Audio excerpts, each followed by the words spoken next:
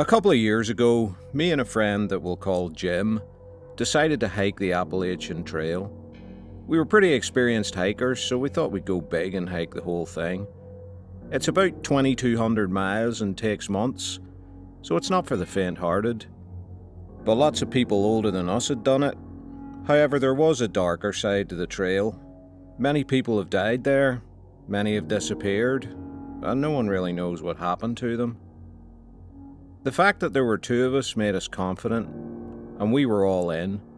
I was working a dead-end job at the time, so had no problem quitting that and hiking for a few months.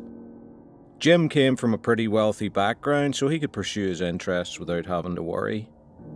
We did things properly and had it all planned out. At the end of April, we stood excitedly at the trailhead and we were on our way. The first week went really well. We hiked a good distance every day, then either spent the night in one of the many hostels along the way or camped out in the open. Once we got into the second week, things started to change a bit.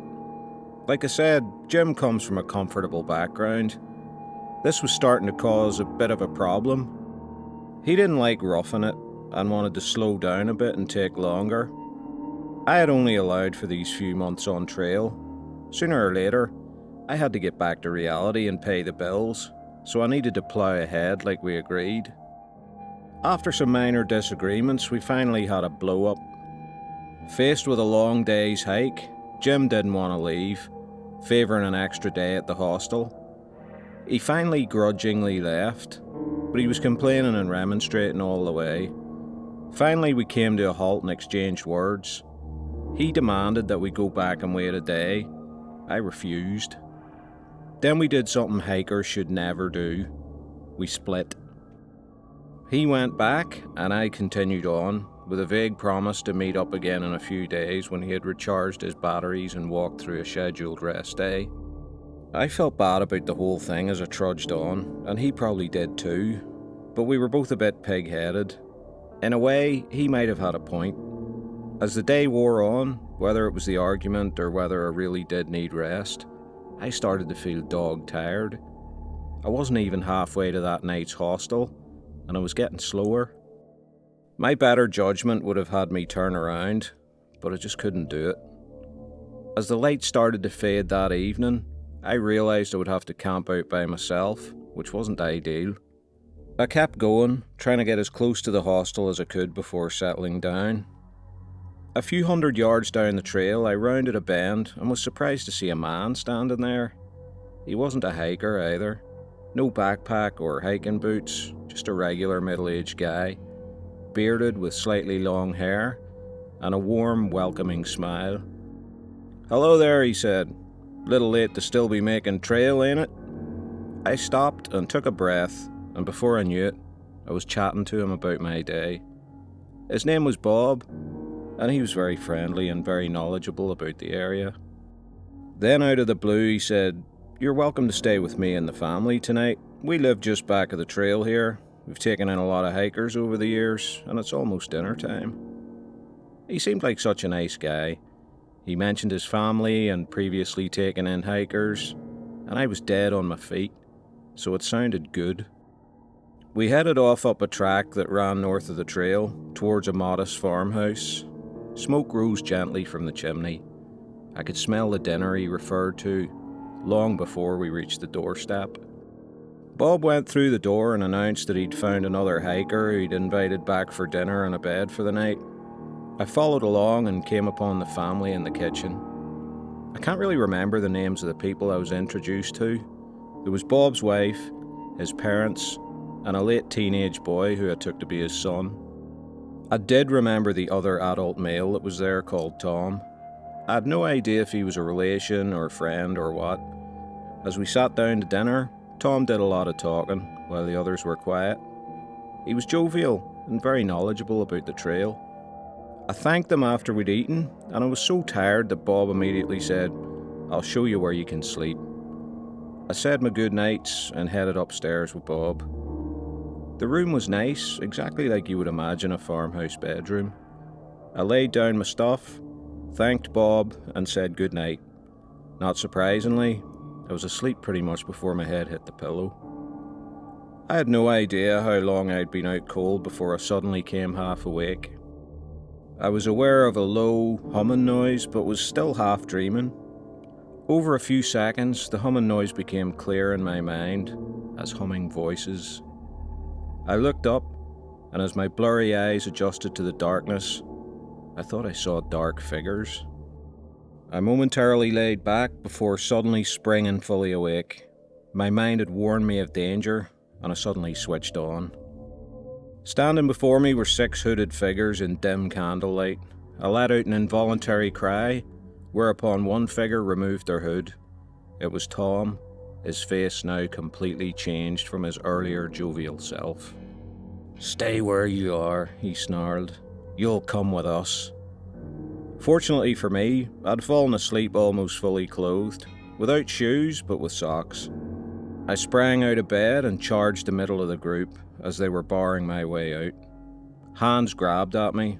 Some weaker grips, probably older or female, grabbed at me that I was able to shake off. Then 2 stronger arms grabbed. I reared up an elbow, hitting someone in the face. Then I stomped on the other assailant's foot. Both screamed in pain. I took my opportunity and charged through the door. As I ran down the stairs, I heard Tom shout, "Don't let the pig get away!" The front door was initially locked, but I fumbled for the latch, opening the door just in time to slam it in the fastest pursuer's face. As I ran down the lane towards the trail, the same pursuer, who I took to be the young man, was gaining on me. So I turned round and jabbed him hard in the face, putting him down. This bought me enough time to get back to the trail. I ran like the wind for several hundred meters before veering off into the woods. Then spent the remainder of the dark and cold night in breathless terror. At first light, I heard and saw some hikers approaching. I must have looked like a wild man when I jumped out on them. After the initial shock, I breathlessly told them my story, and within a couple of hours, local police came to meet me on the trail. It turned out that the farmhouse was an Airbnb that hadn't yet been opened for the season. By the time the police got there, they found no one, and not even the gear I'd abandoned. They had no idea how these people knew it was unoccupied, or how they'd gained access. Quite honestly, I'm not sure they believed my story of some weird cult preying on hitchhikers, but I know what happened. They did admit they currently had an open case of a lone hiker who had gone missing a week earlier, but doubted the 2 incidents were connected. Once I got back to civilization, Jim was incredibly apologetic, blaming himself for my terrifying experience. I told him not to worry, and we're still big pals today, although we pick our hiking trips much more carefully.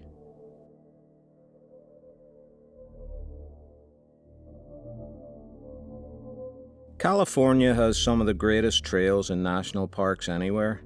I think the only ones I found that were more stunning were probably Zion in Utah, so I spend a lot of my spare time hiking around there. I've heard of all the missing 411 stories and the disappeared all over the country, and all the theories that go with it. I didn't put too much credibility in all of that, but I do know one thing. No matter how much experience you have as a hiker, it's the easiest thing in the world to get lost out there. Last autumn, I was out in the trails for a few days. The main thing I was concerned about was bears. They were getting closer to hibernation, so if there wasn't enough food around, they could get really aggressive. I had bear spray, for what that was worth. I set off to hike a forested area I hadn't been to before. There was a pretty comprehensive network of well-marked paths there, so it wasn't that easy to get lost, except if you stepped off into the deep woods. I spent the first night at a campsite.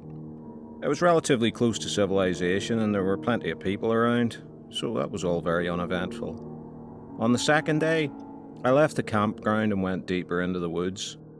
I saw a few people now and then, but it had really thinned out.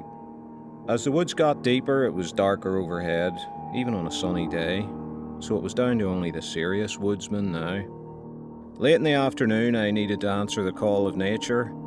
I'd done it a few times already. I just walked 10 yards or so into the bush, where I wouldn't inflict the sight of it on anyone else. Always keeping the trail directly in front of me, so even in woods this deep, it was hard to get lost. As I was finishing up, I heard some disturbance from behind me and to the left.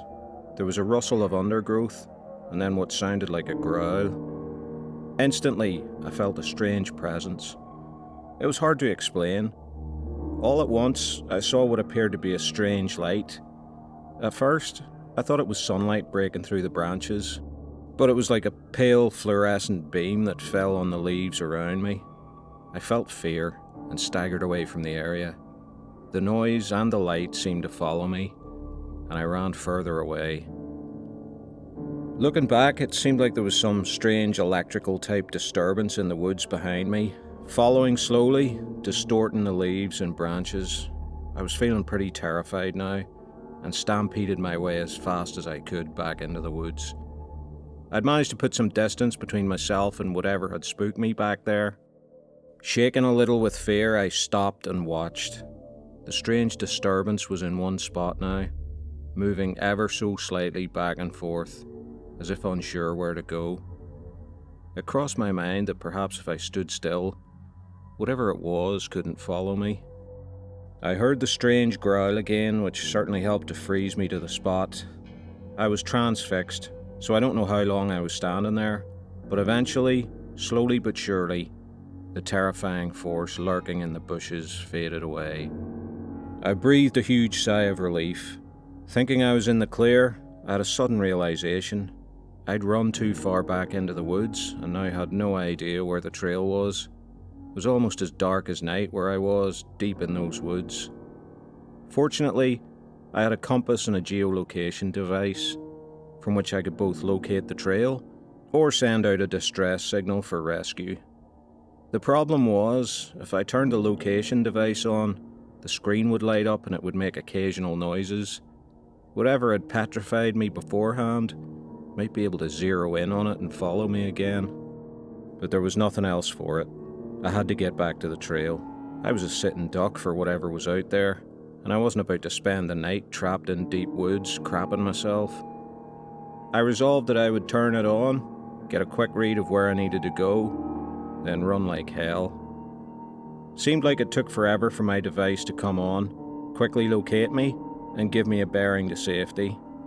I took off running, but as I did, I heard that same terrifying disturbance near me in the forest. This time, accompanied by an angry roar that seemed almost subliminal, barely audible to the ear, but terror-inducing. I crashed through the woods as fast as I could. All the while, the mysterious force came closer and closer. With a sudden burst of light, I stumbled onto the trail and kept running for my life. When it became clear that I wasn't being followed anymore, I stopped, gasping for breath. Feeling safer, I walked up the trail a little and found my gear. Wasting no time, I headed back to the campsite, walking through darkness until I got there, then crashed for the night, the presence of others giving me some sense of security. I didn't tell anyone about what I'd experienced, but a little later, I heard an interview with a guy who was talking about disappearances and missing 411 on the internet. He was asking for people who had had strange experiences to contact him for research purposes. I thought about it for a while, then eventually contacted him by email.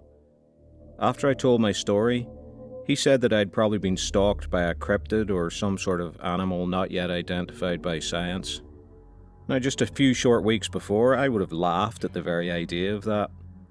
But I certainly can't explain what happened to me that day. And I'll be making sure I never step more than a few feet off trail for the rest of my life.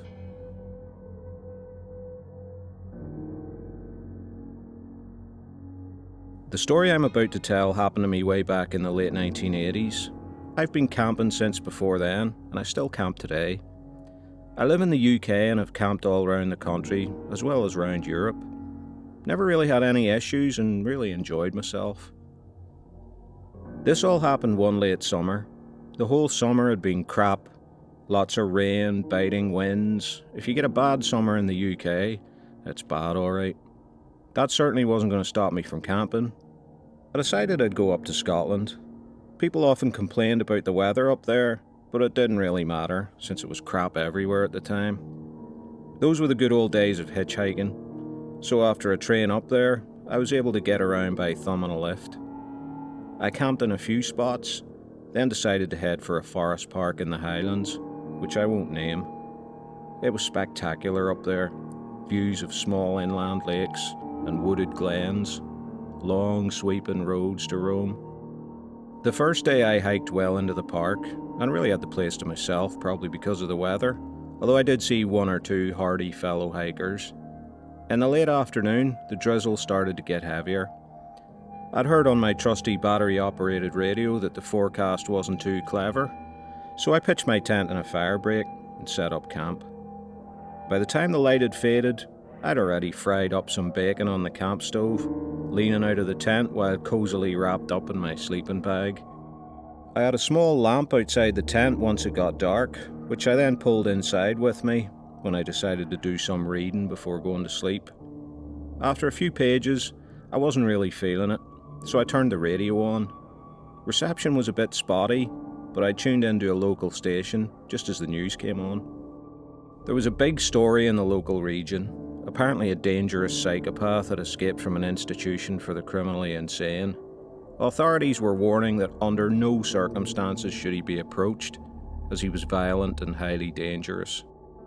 That instantly sent a shiver up my spine, although when they named the institution, I knew that was a good few miles from here. Still, it was a little unsettling when they said police believed he was roughing it in the countryside, and he'd been on the lam for a few days. As I started to drift into sleep, I turned off the radio and the lamp. It was a moonless night, and out here, it was as quiet and as dark as the grave, except for the occasional wind and rustling of the trees. I slept well until sometime later there was a sudden crackling of branches in the undergrowth. I shot awake, knowing that this was not a wandering sheep or some other Highland animal. Something bipedal, probably human, was striding slowly through the forest beyond and moving closer and closer to my tent.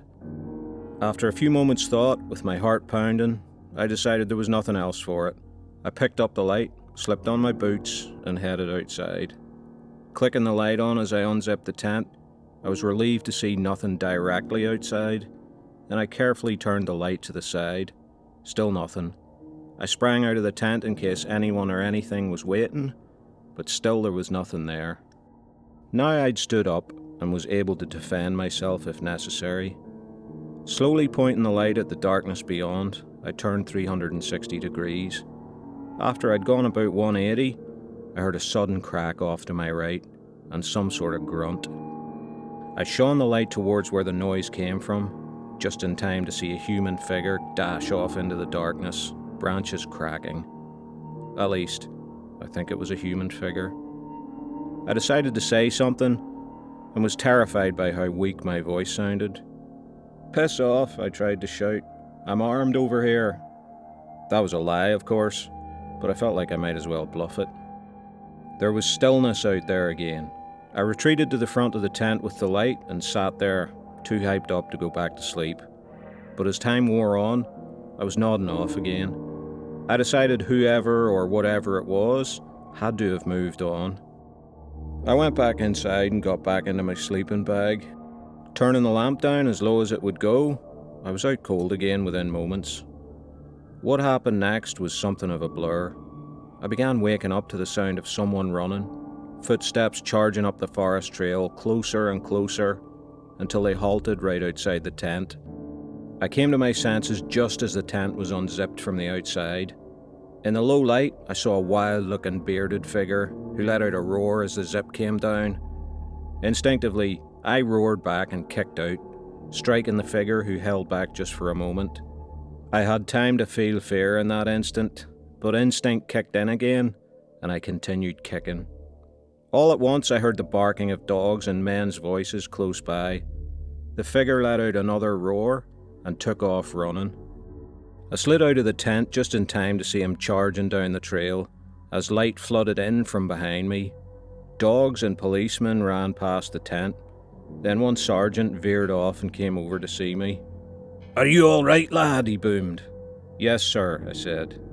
The policeman stayed with me until other policemen soon arrived. One of them said to me, "You've had a lucky escape there, son. That maniac meant to do you in and take your stuff." I thanked him and his colleagues for arriving just in time. It was then that the shock and realisation hit me of how close I'd come to danger.